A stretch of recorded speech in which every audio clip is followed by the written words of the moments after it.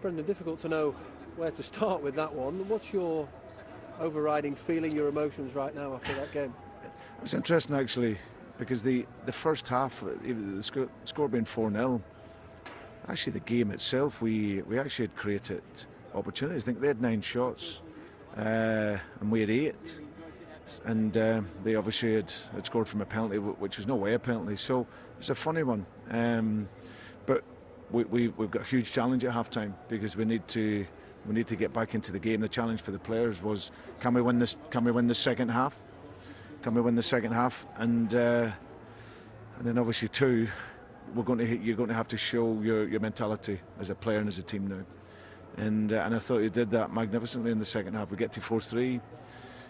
We've conceded from 2 penalties and 2 corners today, which was a real shame for us. But we were always so dangerous in the game right the way through to the end. And like I say, the players, they didn't unravel mentally or physically in the game, and that's so important, because they could have done that. And for that, I'm very proud of them. Just touch on it briefly. You mean Tielemans on Laporte, the penalty?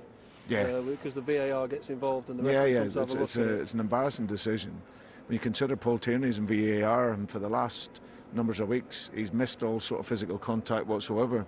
So for him to deem that a penalty, you can see what Laporte's doing. They're both tight together, and then he just waits for the movement and then falls over. So if Paul Tierney deems that a possible penalty, and then for Chris to come over and say it is a penalty, then it's a really poor decision. So what do you say to the players here, the way they were playing, a 4-0 down at half-time? What was your message?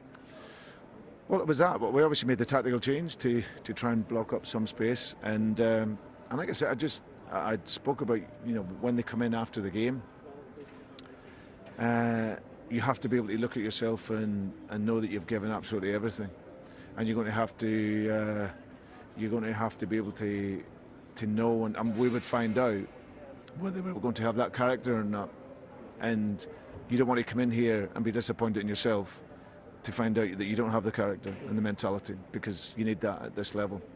And I think they showed that in spades in the second half. To get to 4-3, to keep fighting and show and play with the courage that they did, made me very proud. Only disappointment, like I said, we've conceded 2 penalties and 2 corners, so that's the frustration. But other than that, with the players that we have available, they've done amazing. Do you feel like you're almost managing with one hand tied behind your back at the moment, though, with the injury situation, COVID, which has hit you as well? Yeah, but again, we had 5 players today returning from COVID for the first game time. They haven't played so much, so for them, I thought they were incredible, really, how they fought for the team and having not, like I said, trained so much. But listen, we won't get the violins out. We know where we're at.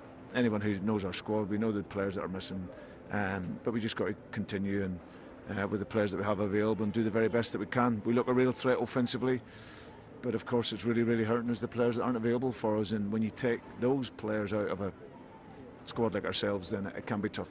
How many of the players that featured today do you feel you'll be able to select for the game against Liverpool in 2 days' time? Well, we have no choice. We'll have to look again. But obviously, Wilfred Ndidi, his hamstring was a bit tight. Jamie's hamstring was a bit tight from the other night, so we couldn't really risk those in the game. Ricardo Pereira's out probably for 6 weeks or so. So Yonko out for 3 weeks, Johnny out for 3 weeks. So we have to find another solution again.